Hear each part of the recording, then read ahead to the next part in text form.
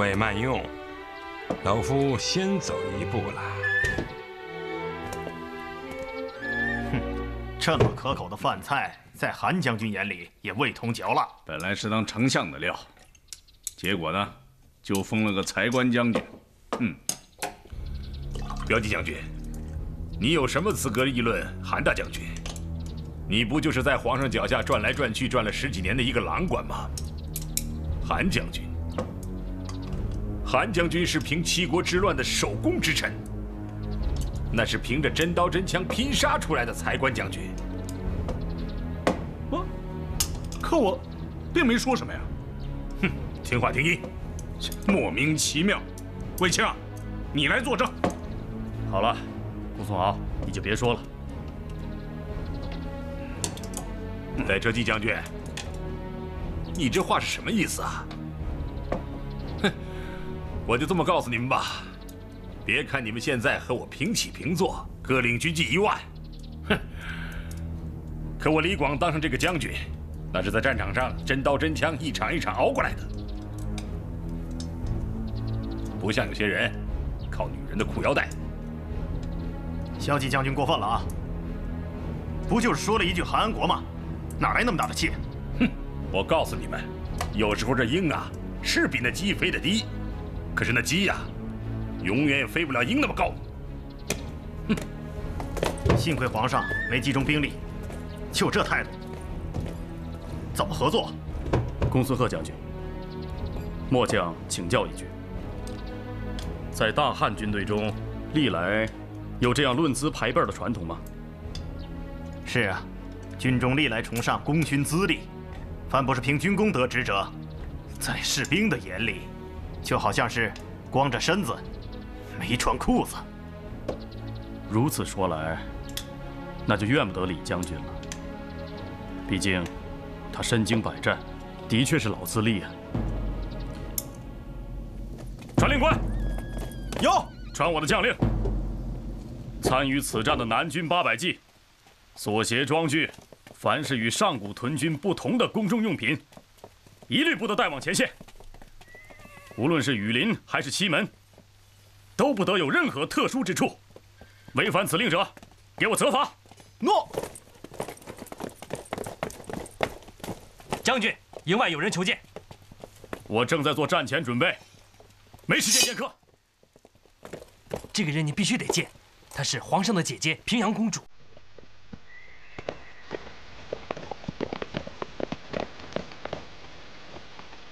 大将军，你怎么来了？我们坐会儿。我哪有时间呢？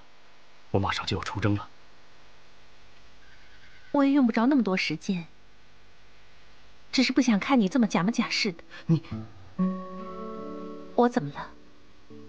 送自己心爱的人出征，杀敌立功有错吗？你觉得我行吗？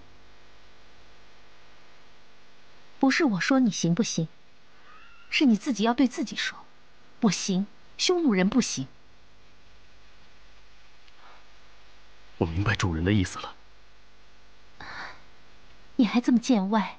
你是我心爱的人，是我至高无上的主人，是让我为你骄傲的上将军。你上战场后，妾将日日为你祝福，愿你斩将擒旗，立下战功，平安的归来。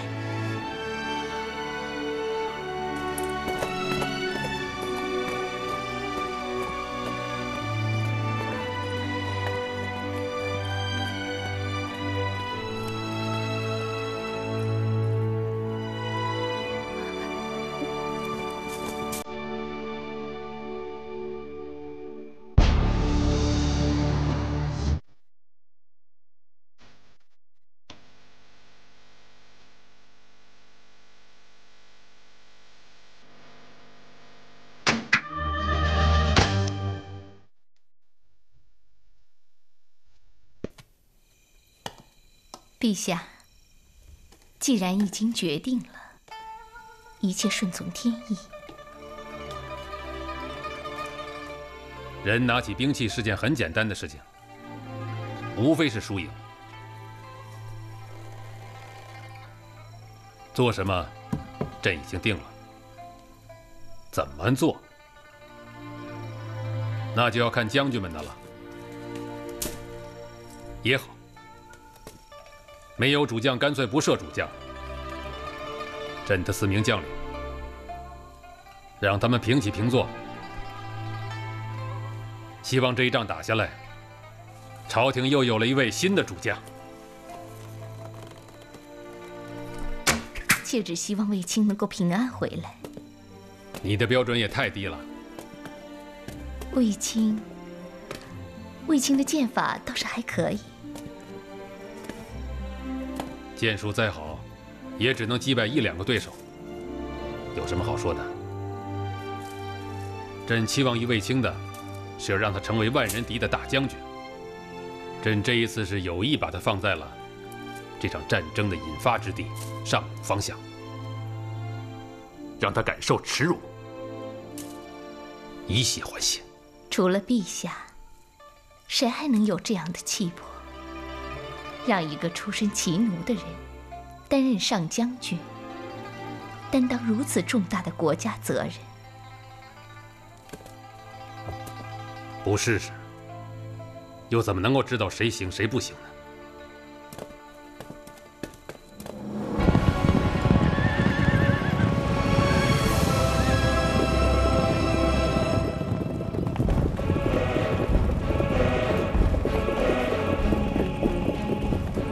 大战之前，朝廷上下异常宁静，人们在紧张地等待着结果。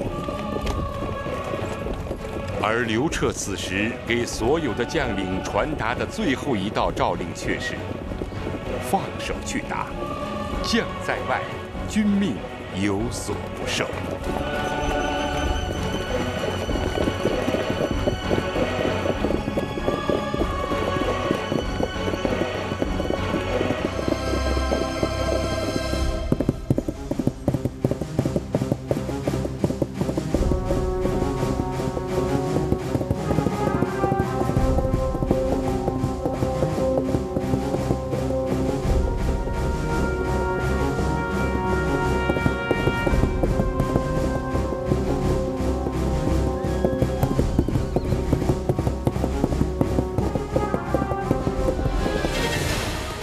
左大都尉给我叫来！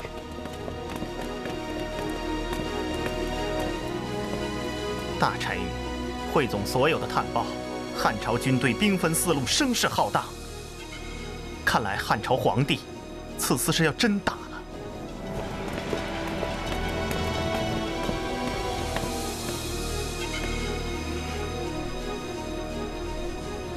跪下！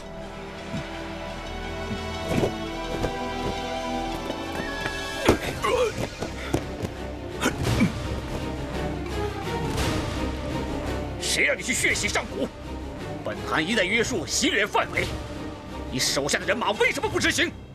本章有个约束，可那就如同让猫看着活鱼入睡，哪里抵挡得住诱惑？勇士们一杀红了眼，就顾不得上古下古了。你知道你犯了什么样的错误？大单于，血洗上古是严重的。他直接引发了汉朝皇帝此次大规模的4路讨伐，汉匈之间的关系以此事为节将分为2节。奴才一再警告大单于，我匈奴行动的分寸就是要避免这样的事发生。左大都尉所部贪图营土小利，而危及了我匈奴的大事，应该予以重罚呀！不要以为你是汉人，就处处的替汉朝说话。打就打吧，兵来将挡，水来土掩。我正想多杀几个汉贼呢。大单于，国家之策，不仅是军事与军事的对抗，也是国策与国策的较量。奴才为大单于制定的基本方略，就是要力图避免激怒唤醒汉朝臣民，以免他们倾举国之力与我匈奴做全面的军事角逐。因为汉朝的国力远在我匈奴之上啊！他汉朝皇帝要打，我一日前就奉陪，我看不出有什么可怕的。就是，我大匈奴人何时怕过区汉朝？这儿没你说话的份儿。大单于，您见过沙漠里的眼镜蛇吗？眼镜蛇每攻击对手时，都要将自身盘紧，周身膨胀出好几倍。脑袋在攻击对手时，常常有意不咬中对方，让对方恐惧而不摸深浅，这才是弱者最好的攻击策略。这4年来，奴才为大单于苦心经营的，就是这种眼镜蛇式的对悍策略。守弱，但不争强，坚韧地守住弱者的地位，才能积累实力。但上古世界已将这种战略打破了。大单于，他那简直是胡说八道！做大都尉，不执行王庭的命令，擅自冲入上古地区屠城抢掠，这无疑有利于汉朝皇帝说服他的臣民，煽动起对我匈奴狂热的民族仇恨，长敌人的志气，灭我匈奴的威风。住嘴！拖出去，抽50鞭子。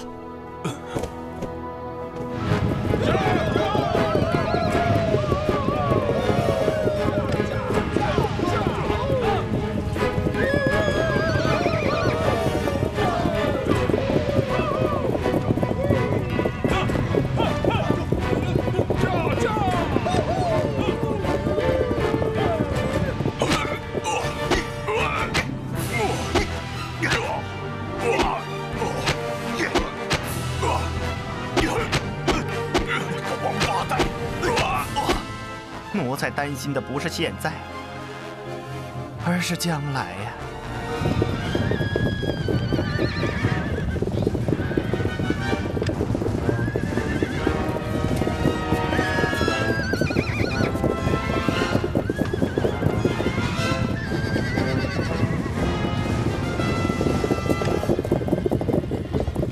刚夫，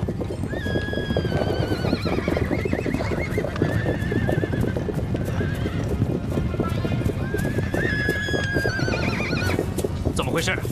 整整1天了，匈奴人在不断地向南调动军队。听说大单于发出了总动员令，主力骑兵派往了雁门方向，听说要与汉朝人打大仗。好啊，皇上终于还手了！皇上终于还手了！您是不是打算趁乱回汉朝？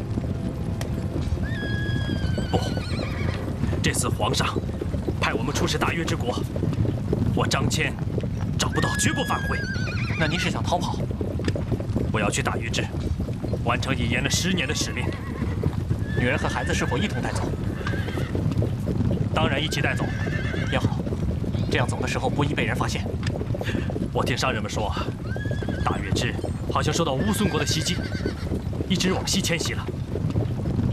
我们应该继续向西，经居延湖找到通向义乌的路，从那儿再往西找过去。不，义乌一带四边都是沙漠，无路可通。另外，天山北边还有大月支的另一帝国乌孙，他们要知道汉使要去大月支，肯定会找麻烦。我看，我们还是走天山南路，先去大宛。行，也好。听商人说，大宛国早就有意与汉朝通商，也许会对汉使好一点。我听你的。好，去准备吧。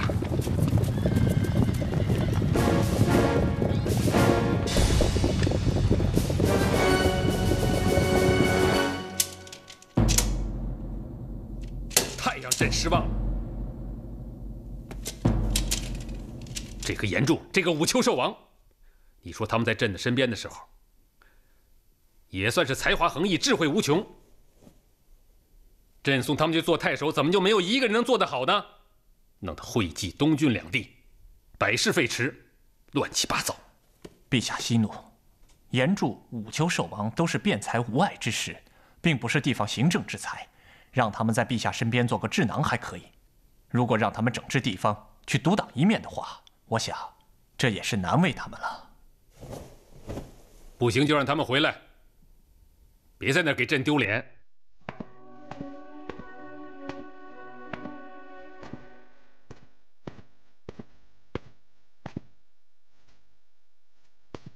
你回答朕，兵分4路，是不是有点铤而走险呢？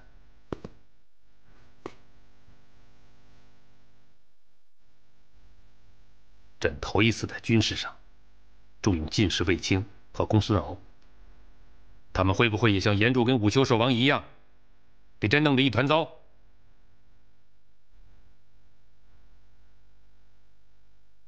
是啊，你心里没底，朕何尝有底？陛下，不过有一条是可以肯定的，那就是总比用韩国强吧？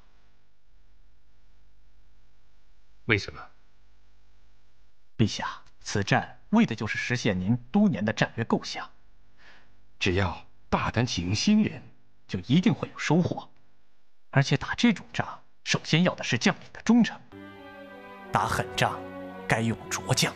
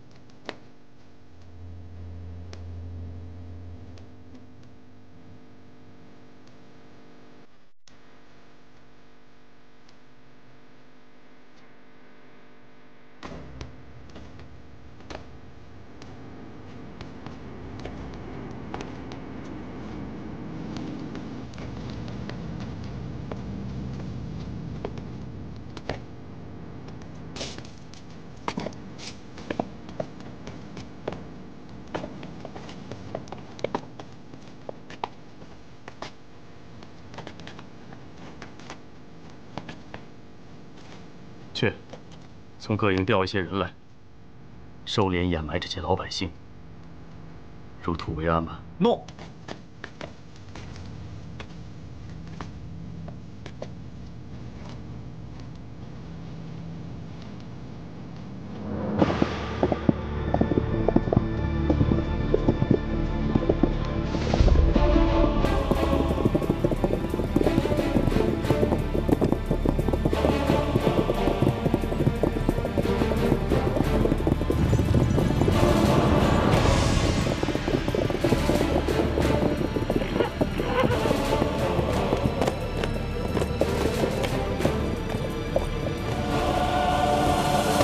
快去，把上古本地军将都请到我营帐来。上古屯军诸将领都有些情绪，是吗？跟我李广打仗啊，一要吃好，二要睡足，睡足很重要。吃一头猪不如一觉虎。吃饱睡足了，跟我去打那帮狗娘养的匈奴。哈哈哈哈哈！父亲，这1万军纪来源不一，恐怕要解决协调问题啊。我的指挥就是协调，这些猪羊顶半个将领，士兵们都是粗人，别跟他们讲道理。一是要让兵吃好睡好，二是打起仗来身先士卒，这就是我李广多年为将的经验，懂吗？参见车骑将军。啊，诸将免礼了。我卫青奉皇上之命，统帅上古全部军纪。本人缺少实战经验，多多仰仗诸位了。将军客气，不过我军已经事先向4州派出侦旗，昨日抓获了1名匈奴使长，在哪儿？带起来！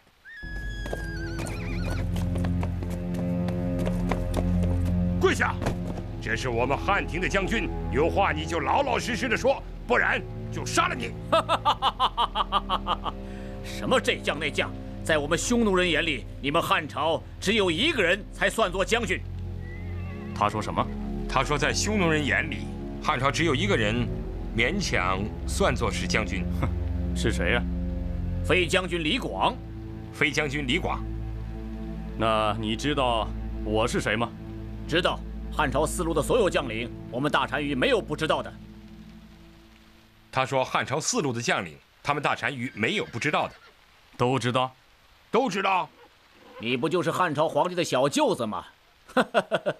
岂止我知道，我们大匈奴所有前线的将士都知道。他说，大匈奴全线所有的将领都知道大将军是汉朝皇帝的小舅子。哼，知道便好，免得没名没姓的，哭了半天还不知道是被谁杀死的。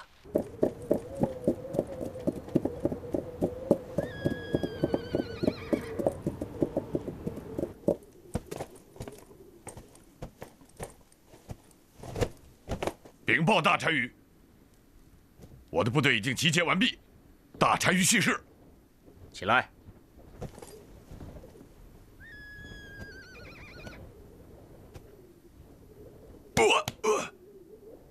能骑马吗？哪长那么快啊？我不明白，大单于为何非用我的屁股去讨好那个汉朝的阉官？看来还是没有打服。我就是不服。好了，钟航月比你我更加了解汉朝，你有气就撒到李广头上去吧。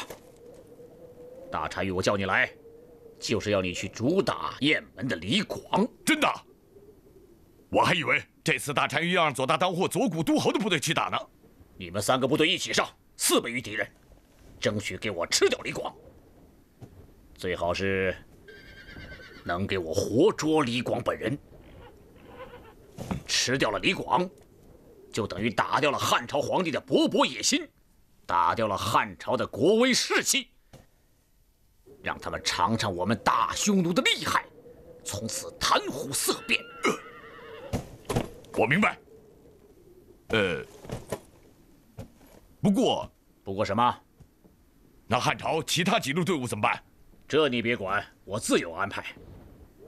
说实话，这几路无名鼠辈，汉朝皇帝的裙带枕头，还上不了我大匈奴的正席。我明白。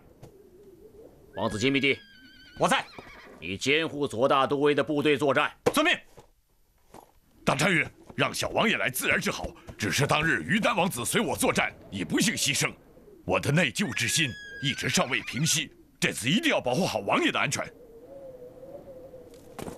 让小王爷与军士同战，是大单于我给你左大都尉的特殊荣誉，激励你与汉朝人浴血一拼。至于王子的安全，自有昆仑神护佑，你不用过虑。左大都尉不必照看我，我早想率我匈奴最彪悍的军旅奋身而战，还请左大都尉给我这个荣誉。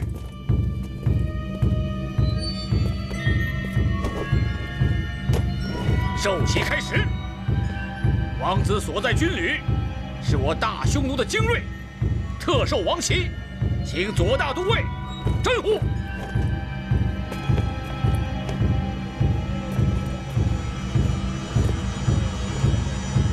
跟着我大漠之王，众王之王的伟大单于，我大匈奴无往而不胜。昆仑神，昆仑神，昆仑神！那好，这次你们一定要把李广给我吃掉。他要是变成了禽鸟，飞上了天，昆仑神，昆仑神，那你们就要变成苍鹰，从天上把他给我捉回来。昆仑神，他要是变成泥鳅，钻入地下，你们就要变成旱獭，把他给我揪出来。昆仑神，他要是变成了鱼，潜入了深水，你们就要变成网，把他一网打尽。昆仑神。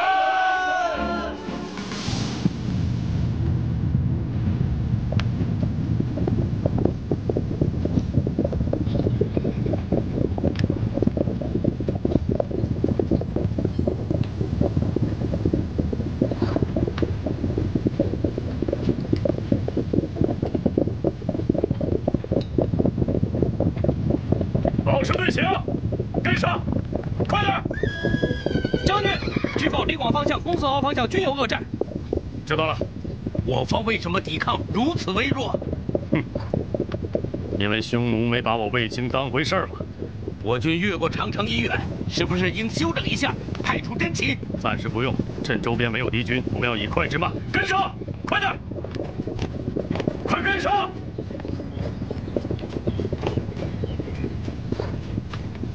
我们现在的位置在这儿，这一片呢是片沼泽，必须避开这儿。向导说这儿有一口甜水井，我们可以在那儿休整。传令官，飞将在，传令前锋。 沿途尽量避开敌小股部队的骚扰，全军快速插向龙城。诺。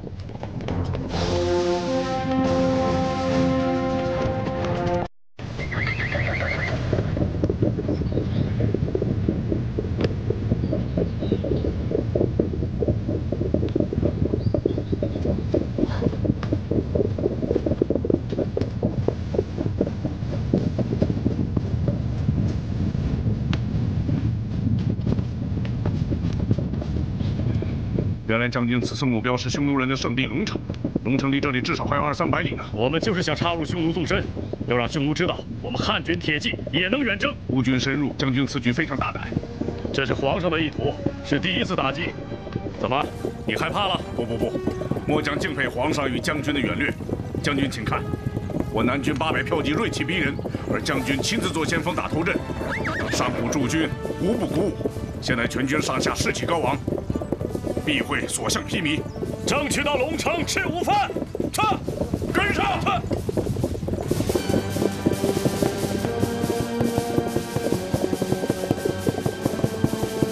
报，大单于，汉军公孙敖部已被代郡方向的左贤王击溃，汉军死伤7000余人，公孙敖部逃回汉境。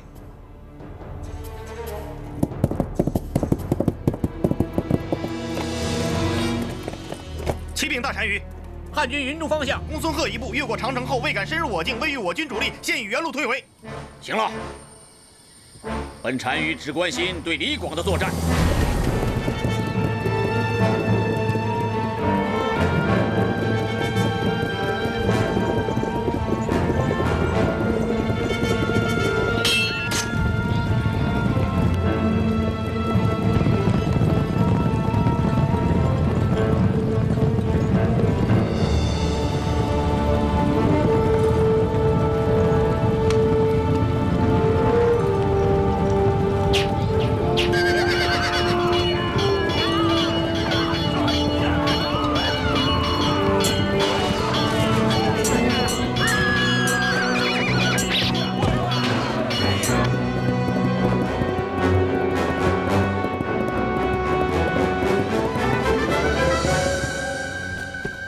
单于，李广所部被我大军合围，经恶战，李广本人已被活捉。再说一遍，大单于，我军活捉了李广，正在押往这里的途中。王子让本官先行报捷。昆仑神。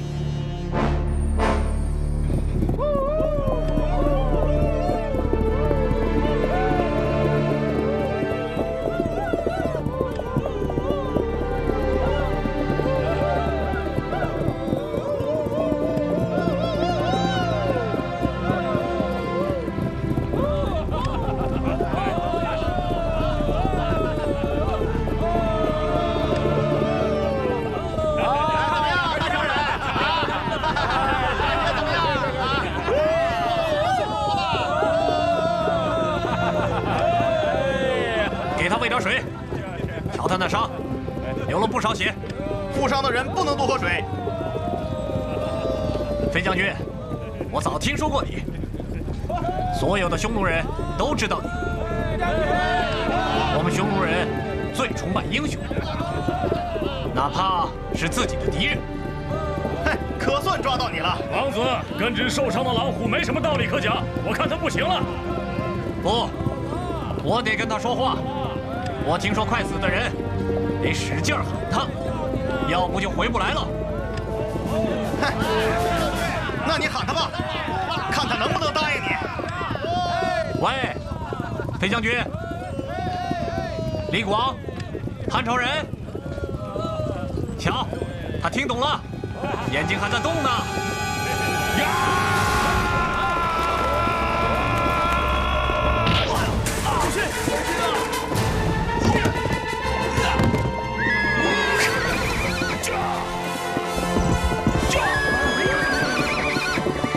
快追！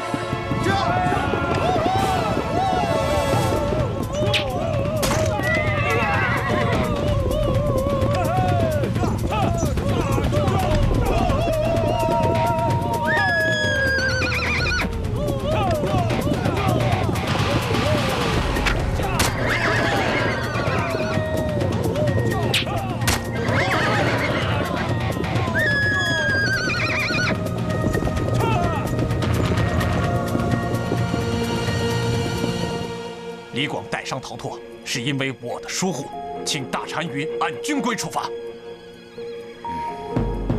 金迷弟，哥哥再次告诉你，不要跟汉朝人讲你那颗仁慈之心，他们是草原上的狐狸，充满了狡猾。他们精通于法术诈力，你稍不留意就会上他们的当。迷弟，知罪。不管怎么说，这李广也曾被我俘虏，虽然半路侥幸逃脱，但是他也尝到了我大匈奴的军威兵锋。让他跑吧，让他带着失败的消息和被俘的耻辱，回去见他的皇帝。按照汉朝的军法，汉朝的皇帝会替我们杀了他。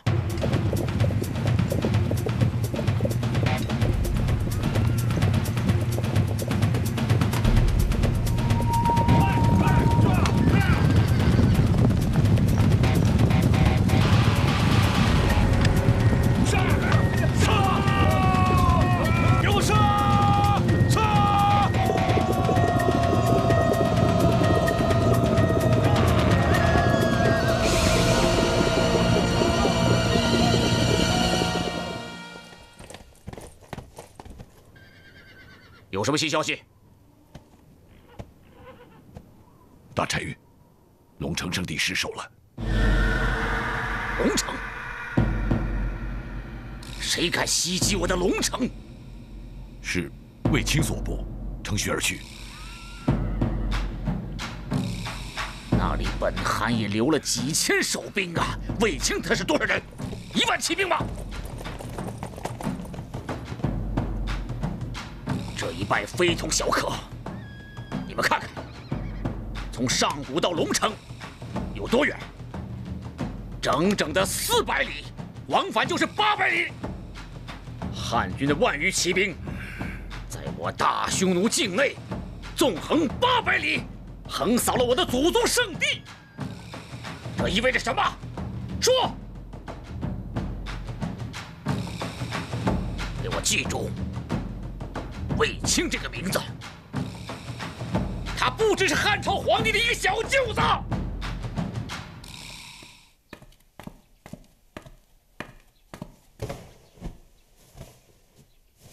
听说仗打得不好，但皇上并没生气。你们说这件事奇怪不奇怪？只有卫青立了功。哎呀，哎，从哪娘娘，那边那个小伙子子是谁呀？他是卫青的外甥。这孩子在乡下呀，天天打架闹事，姐姐管不了，我就把他接到宫里来了。这孩子倒是很爱读书。听说皇上很喜欢他，说他马骑得特别好。可不是嘛，从小就喜欢打打杀杀的。他还陪皇上练剑呢。哦，是吗？是吗？行了行了，让魏娘娘歇息了。啊，就是的。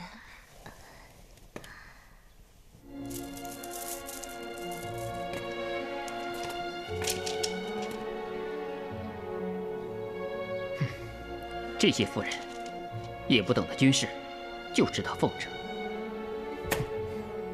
祛兵啊，你舅舅这次立了功，你说你舅舅真的那么能吗？皇上早就说舅舅能行，舅舅真就是行。皇上真这么跟你说的？皇上说舅舅这个人像周勃，厚重少文，但是笨人打巧仗。皇上说，这次4路大军，哪怕3路都打光了，只要卫青这一路能赢，就是最大的胜利。皇上说，这一仗就是让舅舅练兵。倒还真是这样啊。要是没有皇上，谁有那么大的胆子敢用舅舅担当这样的重任？启禀娘娘，皇上要在这儿举行家宴，奴才特地前来准备。家宴？宴请谁呀？关内侯啊。谁是关内侯？为了表彰卫青的功勋，皇上已册封卫将军为关内侯啊。那公公，您知不知道，其余将领皇上是怎么处置的？公孙敖、李广2位将军损兵折将，大败而归，按律应该论斩。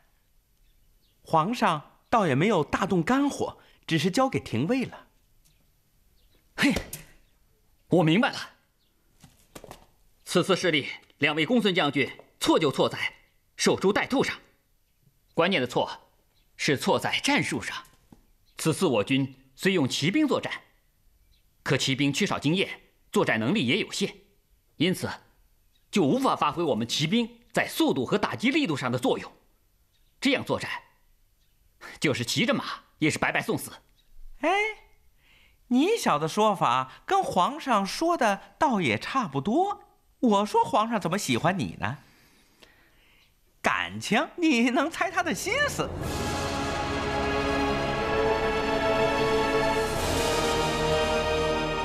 你们说的都是战斗过程，朕不想听过程。朕今天只想听听收获。公孙敖，你有收获吗？臣罪当诛，败军之将，无颜面对陛下，不敢妄言教训。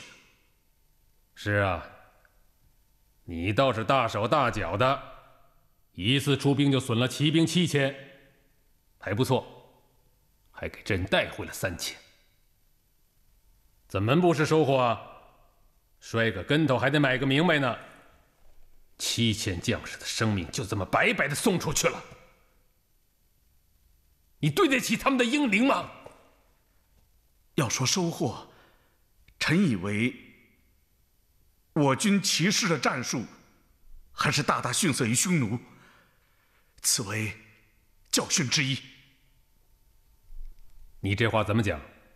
此次马关之战，我军虽然已不使用旧式战车，使用了骑兵，但是战法生疏，兵士们的骑射水平很差，近战刀法单一，完全是一群骑在马上的步兵。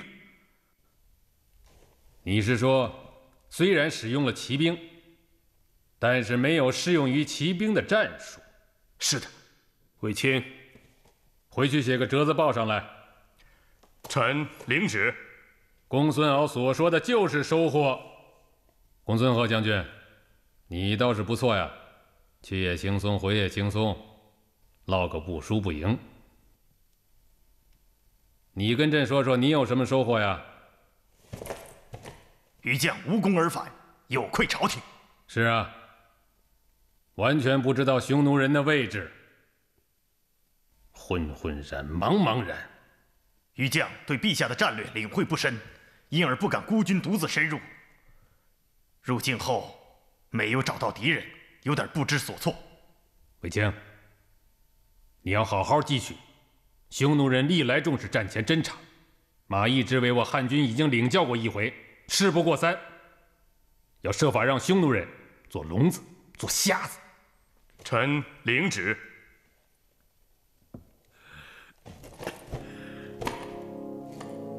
陛下，末将没什么好说的。我们是全军覆没，北将也险些做了俘虏。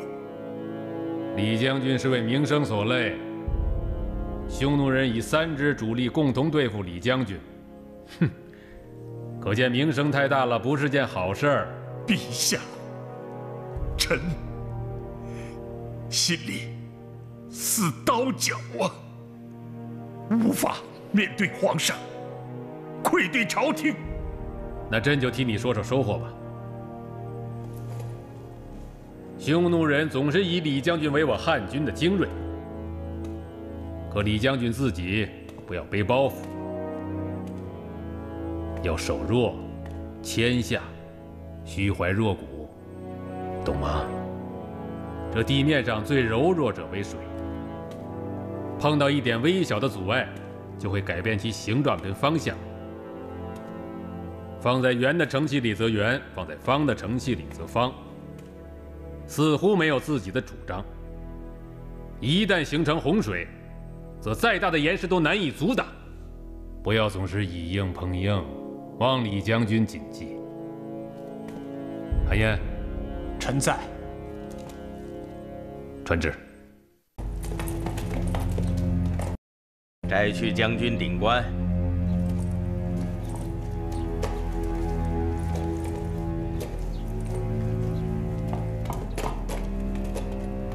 宣读廷尉署决议。廷尉署议决：骁骑将军李广、骠骑将军公孙敖率军指挥不力，损兵折将，错辱军威，按律应予斩首。然奉皇上诏命，二将虽处逆境，仍能英勇杀敌，其情可赦，故议决。罚交赎金5000金，免去死罪，削决为庶人此役。罪将李广，李广在。你愿意交纳赎金吗？愿意。那好，叫你的家人来交纳赎金5000金，本厅准予释放。罪人公孙敖，公孙敖在。你愿意交纳赎金吗？愿意。让你的家人交纳赎金5000金，本庭也准予释放。二位将军，请自便吧，脱去军服，退庭。公孙老弟啊，好，李将军，这次咱们两个可是彻底的平起平坐喽。虽说都是老百姓了，老兄还是赢，只是暂时飞得比其低了一些。现在咱们两个都是败军之将啊，老弟，就别笑话老哥了。嘿，老弟，现在去哪里啊？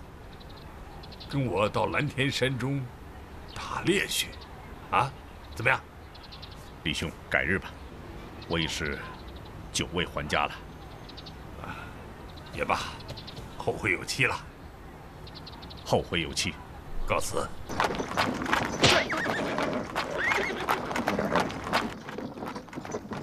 大人，家产变卖差不多了吧？要不你们从哪儿去弄的5000金？卫青托人送来50锭金子，说是他先前欠你的。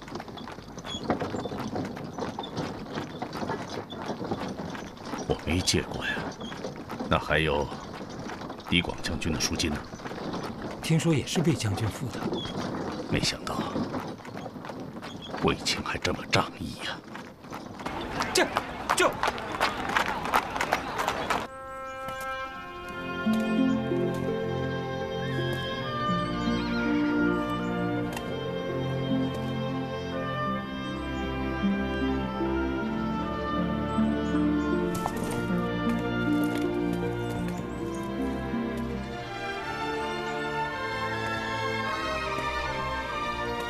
不是放假了吗？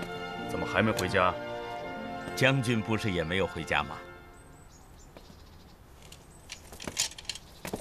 我跟你不同，我的负担比你重。将军刚打了胜仗，为何反而沉重？输者常能转为赢，赢者呢，下次可能会输，怎能不深思？公孙敖说我汉军骑兵在战术上还不如匈奴，我认为他的话说得非常有道理。皇上马上要扩充骑兵军团，战术训练必须要加强。龙城一役，我们只是批抗倒虚，打了敌人一个冷不防，如果真正两军相遇，对着阵，我们汉军还真不一定能打过匈奴。北将倒有个主意。哦，说说。北军有一都将叫赵信，原名阿虎尔，是匈奴小王，十分勇悍。此人熟谙匈奴军纪的战术，将军何不将此人调过来，委以教练重任，训练汉军的军旗战术和边城秩序？这主意不错，只是赵信部都是匈奴人，不知调动是否方便。没有问题，我去面见皇上。只要你能打胜，皇上唯恐你不提要求。像这样的要求，只是小事一件。去，你写一个条陈，马上办。好。恭贺魏将军。你说什么？哦，魏大人，您还不知道吧？魏娘娘给皇上生了个大胖小子，皇上跟娘娘他们这会儿正高兴呢。真的？真的。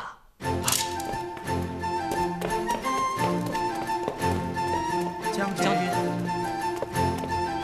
恭喜！恭喜！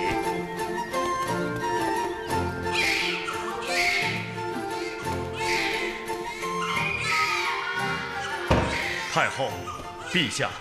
魏将军，你来的真是时候，你姐姐可受苦了。来，姐姐。陛下，你可得感谢我呀。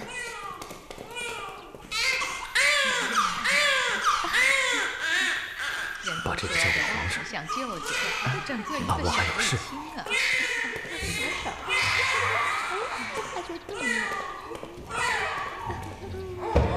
卫青啊，卫青。启禀陛下，魏将军已经走了。什么？他让我把这封折子呈交你。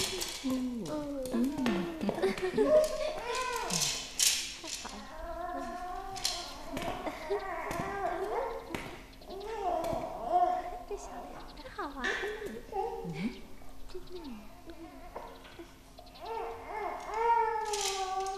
这个卫青啊，就是这点不好，总是小心翼翼，倒想跟朕隔着层什么？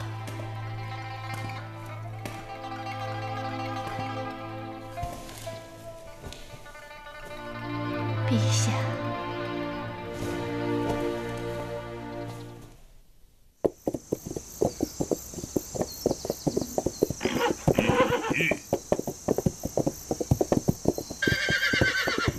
将军，前面好像卧着一只老虎。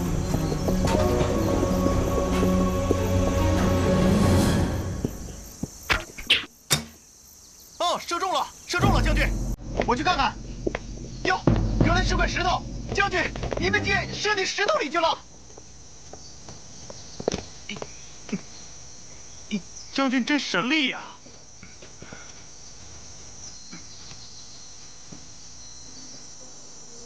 我再射来，您试试。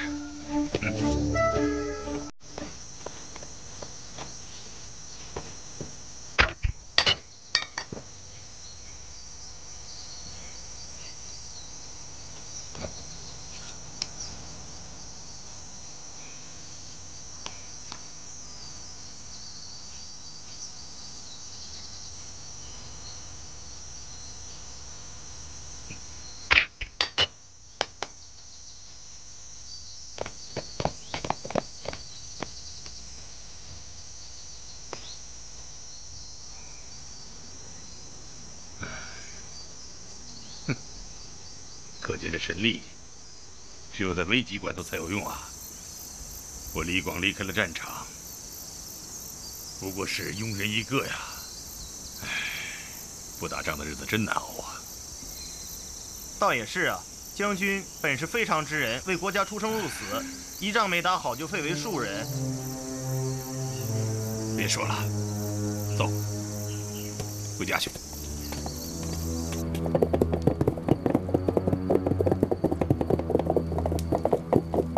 开门！谁呀？干什么呢？过路的。已过通关时间，不能通过。这是李广将军。怎么回事？是李广，前任李将军。前任李将军算老几啊？已过时间，现任将军也得凭官传才能通过。何况是前任呢？不许开门！好吧，老子就在这关前熬上一夜吧。哎。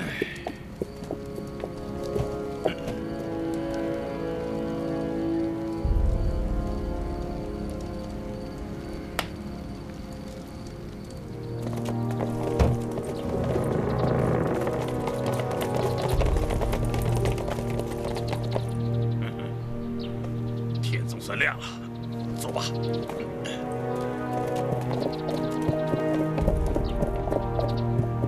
看什么看？看看你这狗脑袋是怎么长的！嗯，你庶民一个，狂什么狂？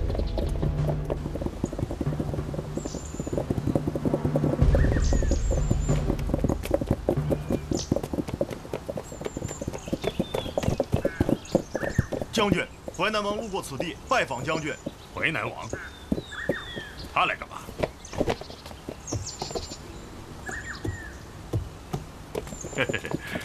庶人李广拜见淮南王，大王怎么有空到寒舍来呀？怎么，寡人就不能到将军府上讨口水喝吗？请。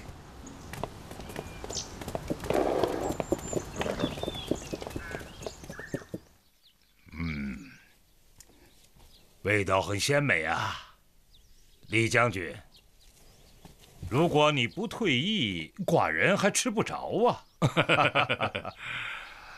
大王你也取笑咱，皇上看不上咱了。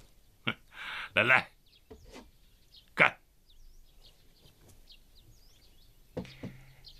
李将军不要气馁呀，君主观察人臣之道，要外考8官6验。 内审6期4饮，其中达则观其礼，贵则观其禁，是针对眼下卫青这样的人的；而贱则观其所不为，怒之以验其节，苦之以验其志，是针对您李广将军的。您现在虽赋闲在家，早晚仍有大用。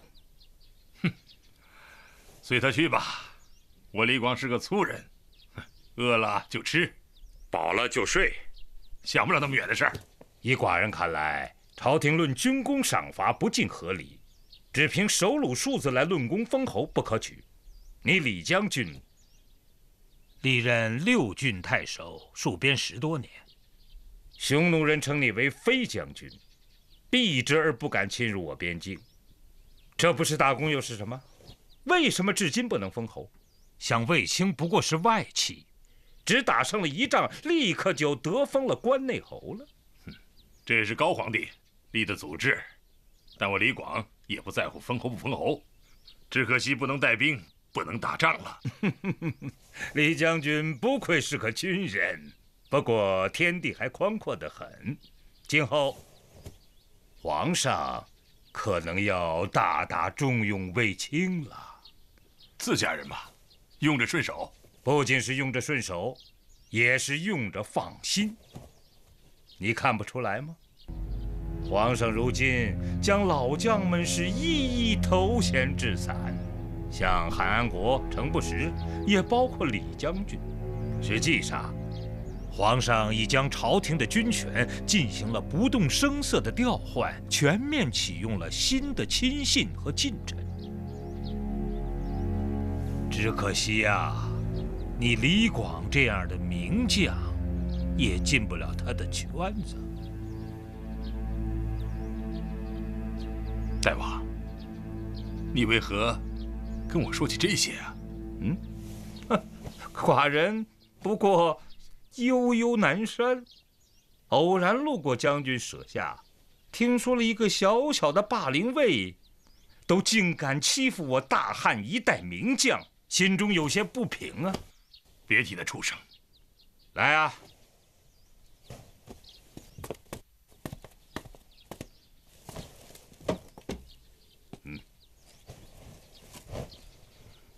淮南王，您这是干什么？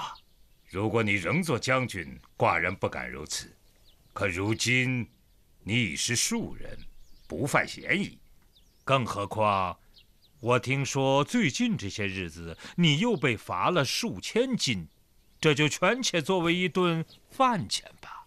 可这么贵的饭钱，我还是难以收受啊！哎，将军别客气，这只是寡人的一点敬意嘛。都说淮南王礼贤下士，今日一见，出手果然不凡呐。这金子李广虽然不能收，可代王的心意，我李广心领了。滴水之恩，当涌泉相报啊！啊，今后有何需要，尽管来找寡人。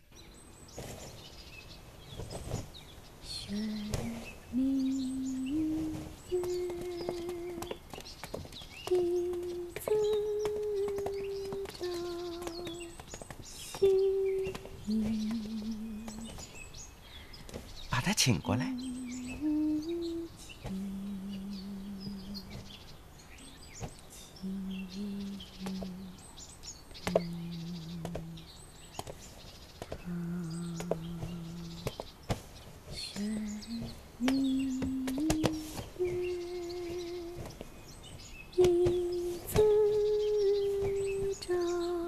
高松镇，皇上，这春华殿住得惯吗？嗯。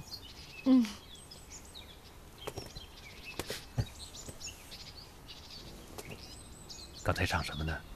奴婢先去与宫里的姐姐们学的。是吗？这么多人唱呢？是，别人唱，奴婢也就跟着唱。朕不是跟你说过吗？等小皇子啊满了周岁以后啊，朕就册封你为美人。以后不要再这么称呼自己啊！可是，贱妾难得见到陛下的面。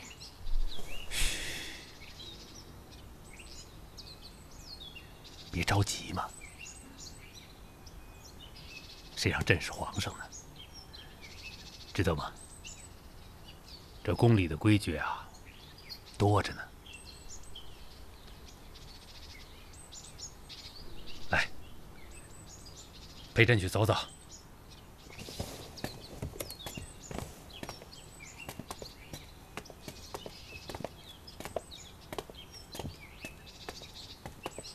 你刚才唱的是什么曲儿啊？是长门宫那边传唱出来的，叫《长门赋》。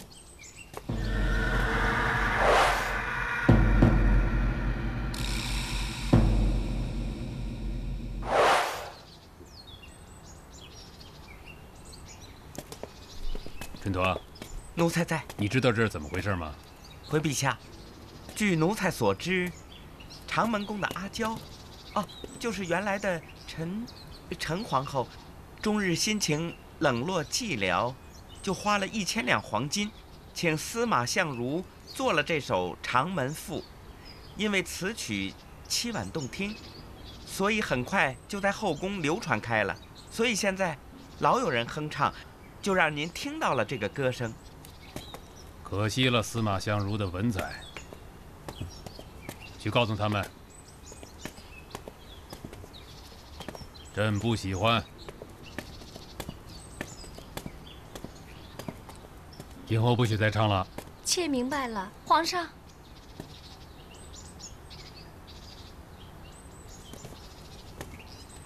等着，朕今天夜里来。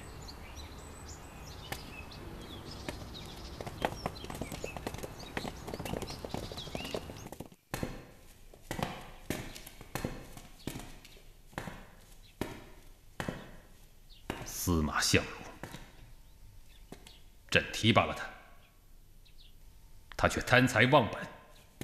陛下还在为长门府生气呀？不就是一篇赋吗？不对，这么一种妻歇歇歇的情绪在抱怨谁？宫中居然有这么多人在传唱，在唱给谁听？靡靡之音，坏人心智，利用人们对失宠者的同情，矫情地夸大冷宫之怨。这首赋所代表的舆情发人深省，怪不得卫青会这么小心翼翼。他其实也是怕世俗的议论。如果朝廷所倚重的战将整天被这种舆情所左右着，那么军威将令尊严又何在？又怎么能够号令三军？又怎么能够在万军之中夺上将之首级？陛下的思路十分惊人呐，竟然从一首清歌之中也联想到军国大计。陛下圣明啊！朕绝不会被这种舆情所左右。你去把丞相叫来。诺。皇长子已经降生了，朕要册立卫子夫为皇后。陛下，您这不是随便说说的吧？朕是个随便说的人吗？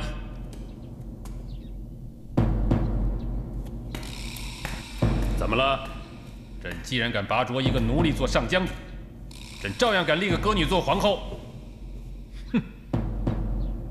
那些个娘娘贵妇，她们不是觉得自己很金贵吗？那好啊，你去通知朝廷所有的王公命妇们，都进宫来向新立的皇后朝贺，也贺关内侯。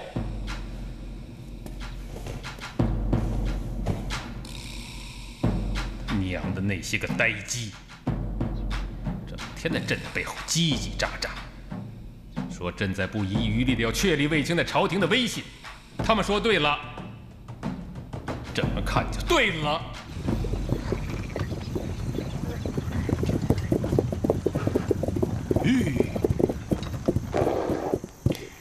正是耕作时期，良田竟还在荒芜，怎么不见一个农人一头耕牛啊？朝廷的作战令尚未解除，农人们都在备边受训，以备军容。人务地一时，地务人一年。今年不耕种，明年老百姓吃什么呀？解除备战，这需要朝廷的诏令。我会上书朝廷。眼下已到春耕大忙时节，让农民回田吧。打仗打得精光，长此以往，如何了得呀？匈奴虽已远遁，但随时都可能再次来袭。如果结束备战，则边防一旦有事，重新征召，只怕措手不及。人总是要吃东西的，农民不耕种，边关哪来的粮食啊？我会向皇上上书。皇上，当前怕心都已经放在打仗上，还请将军三思而后行啊！这件事情我想过很多遍了。马关反击，特别是扫荡了匈奴的圣地龙城，匈奴今后主攻的方向会转到中部，渔阳应当不是匈奴的重点喽。那匈奴人会把攻击方向调整到哪里？进驻长安。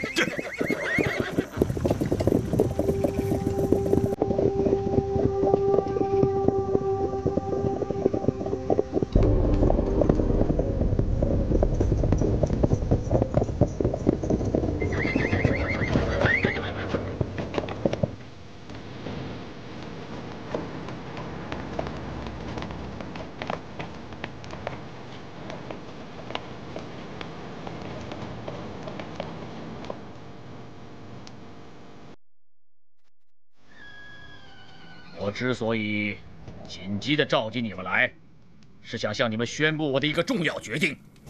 我刚从龙城看过回来，汉军竟摧毁了我匈奴的圣地，我一止血，愧对祖先。60余年来，我大匈奴第一次蒙此羞辱，此仇必报。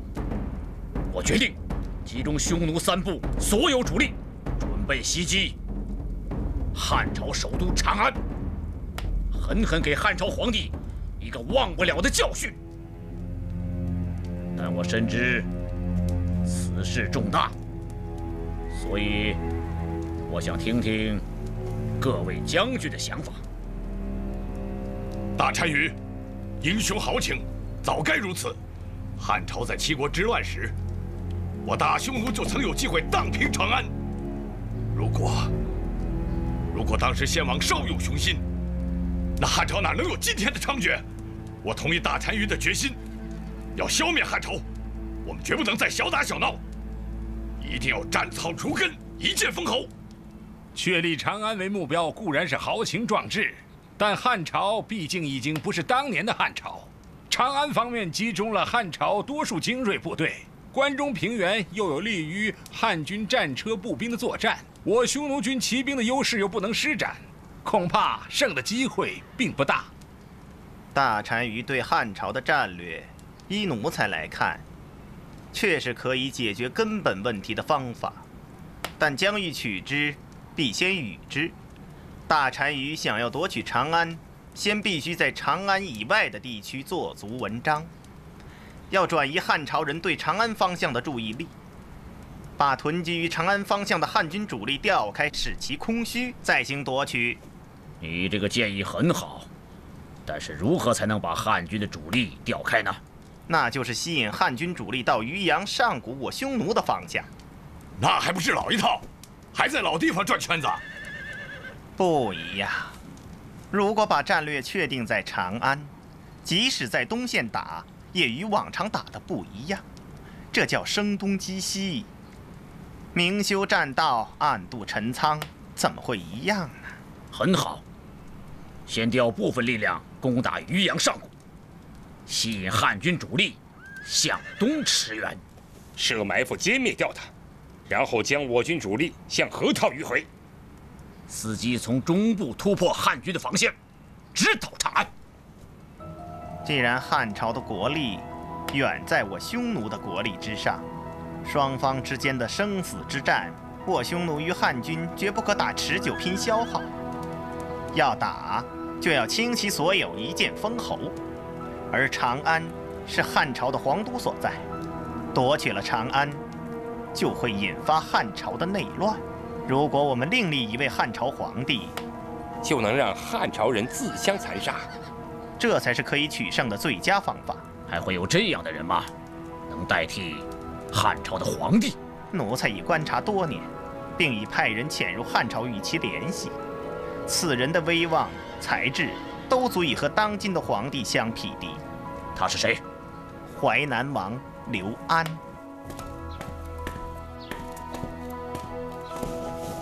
臣刘谦拜见皇太后。平身吧。谢皇太后。金苏，我给你选的这个女婿怎么样啊？我看淮南国太子一表人才，很好，我很满意这门婚事。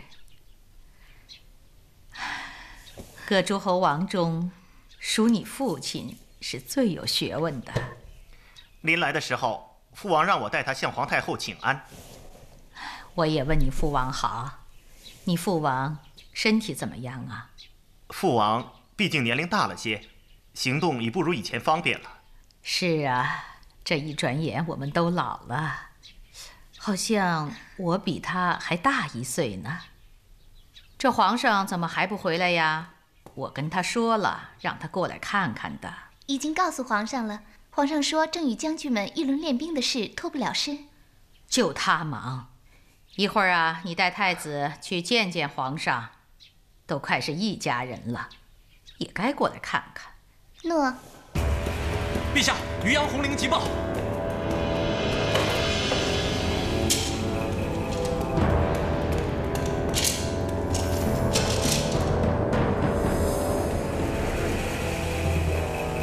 这个韩国误朕的大事。朕历来以为汉朝的老将们是善于防守的，这才把渔阳交给了他。哼，可你倒好好守着呀！可他竟然上书说要散军归农，朕不得不给这样的老臣面子。这下好了，匈奴人看你不防守，来了个长驱直入。你庄稼倒是种上了，可渔阳却丢了。不仅是渔阳，匈奴人先以2万骑入辽西，杀辽西太守，现在又入渔阳，迫韩国退守右北平。匈奴人在东线攻势很猛烈啊！如果我汉军以主力驰援渔阳，重新夺回失地，倒也不是很困难的事。朕看汉兄当今的态势，就越发想念起一个人来，张骞。如果张骞能够说服大月支来夹击匈奴，匈奴就绝不敢把全部主力都放在阴山以南来对付我大汉。这一走也10来年了，他这一去怎么杳无音信呢？只怕……不提这个了。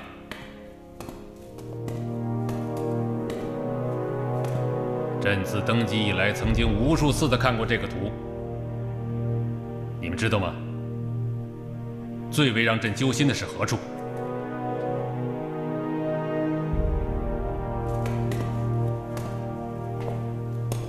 是这儿，长安正面的河朔地区，这才是对朝廷的最大威胁。先皇帝使匈奴的骑兵几次逼近长安，烽火烧毁了甘泉宫，全都是从河朔地区发起的。朕最为担心的是黄河南缘这块大草原。自从匈奴人占据了黄河南缘，这就等于在我长安城的头顶上悬挂了一把利刃，我朝廷随时都有被刀捅进心脏的危险。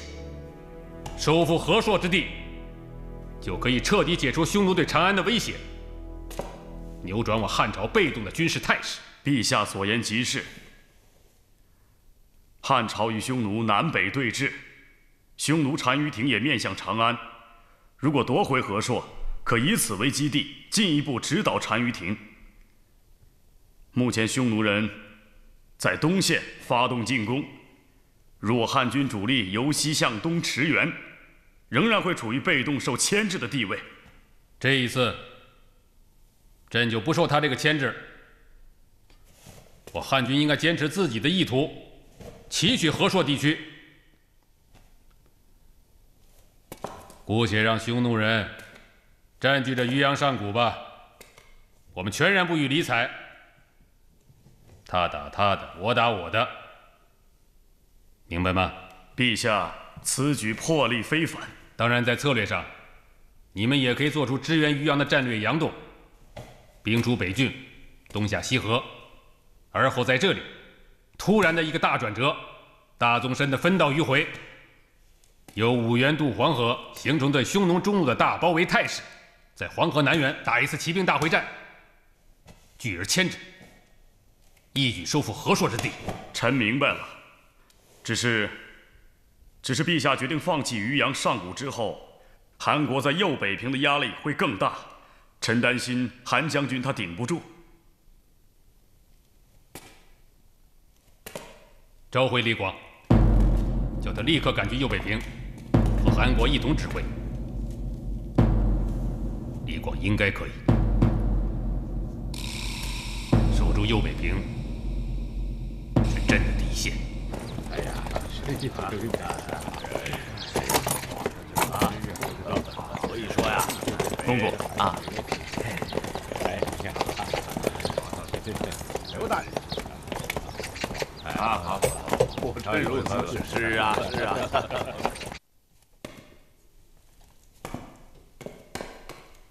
陛下，淮南国太子刘谦奉太后懿旨，在殿外候召。哦，朕都忘了，叫他进来吧。诺。太子，陛下有请。请。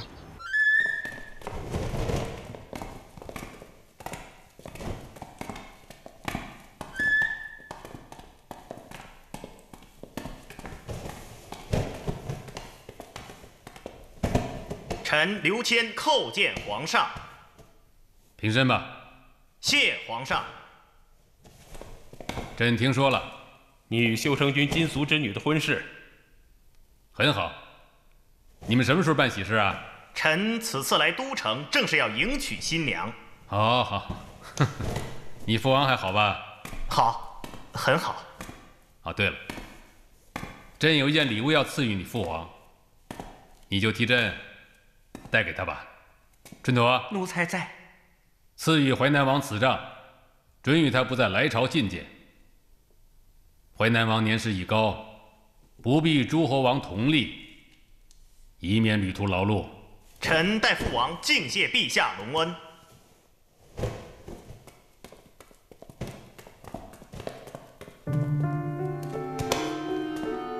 臣代父王敬谢陛下隆恩。启禀皇上，李广将军已奉诏来宫，正在殿外候命。宣李广。宣李广。小臣告退。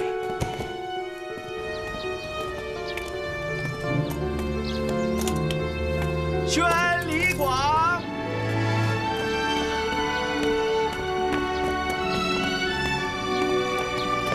李将军。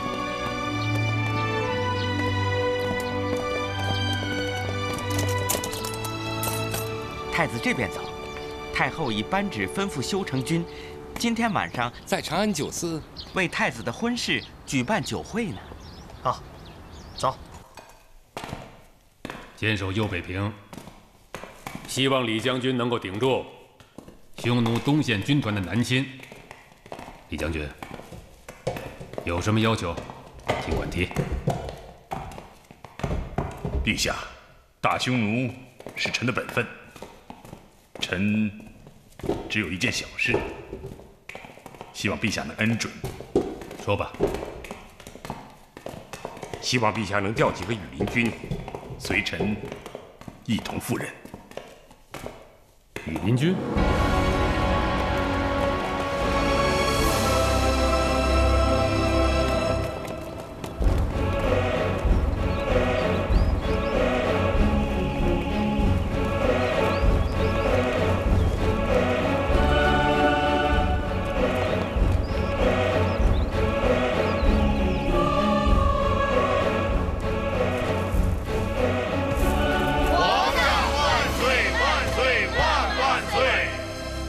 平身吧。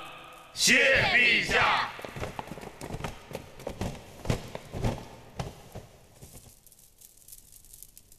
行册皇后大典，奏乐。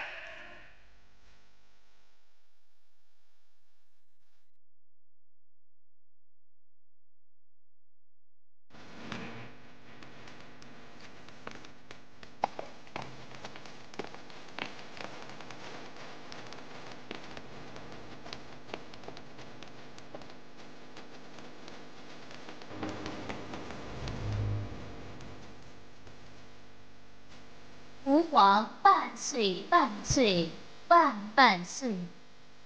皇后，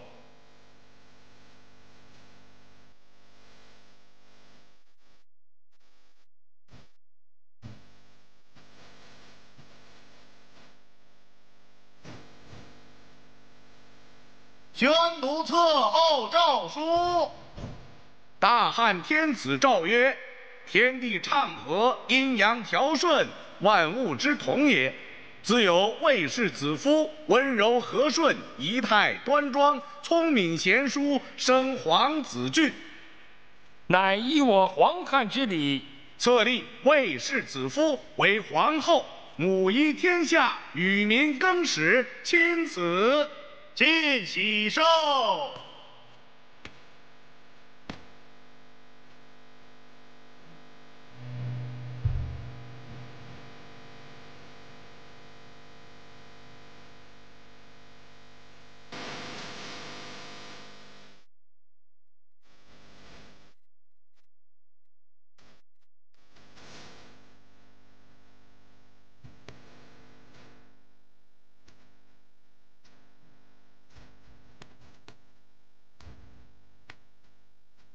红尘热闹，白云冷。北京啊，朕只是在给你做一些必要的功课。将军建立真正的功名，还是要在战场上。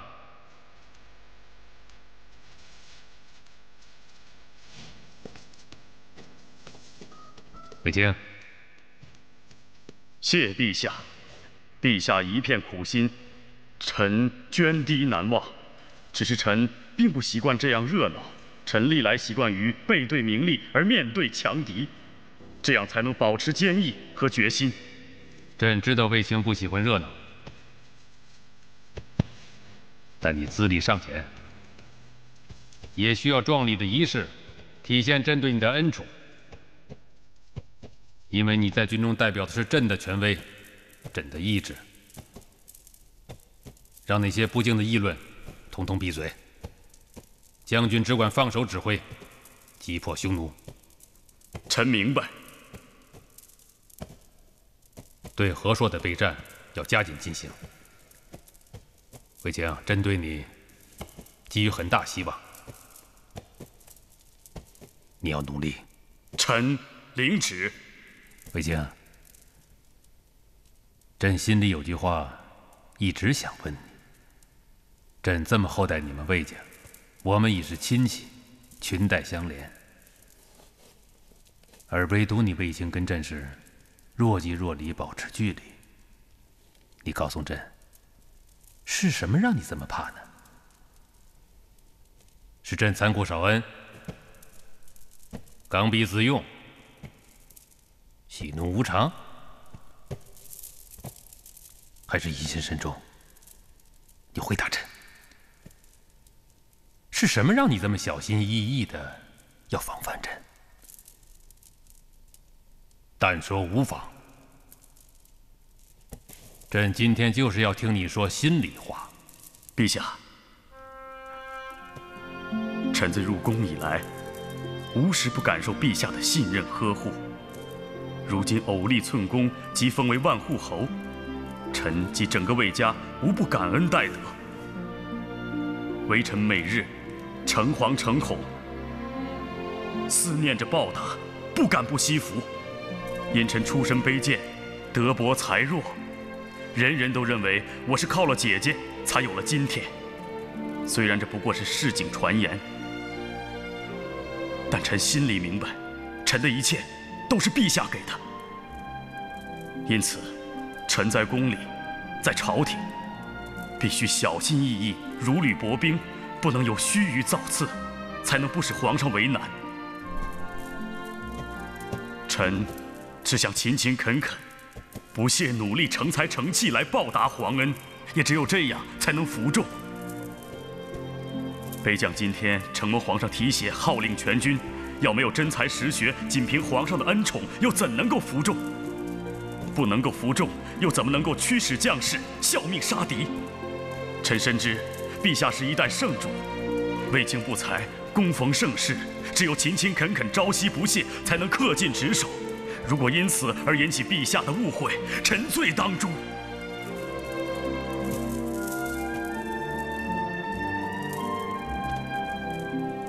好了，你的这些世俗念头，朕可以理解，但你也不必顾忌。你要时时的依靠朕。朕今天就跟你交个底吧。朕之所以重用你，不是因为魏皇后，而是看重你具有统帅之才。臣幸得陛下之誉，愿鞠躬尽瘁，万死不辞。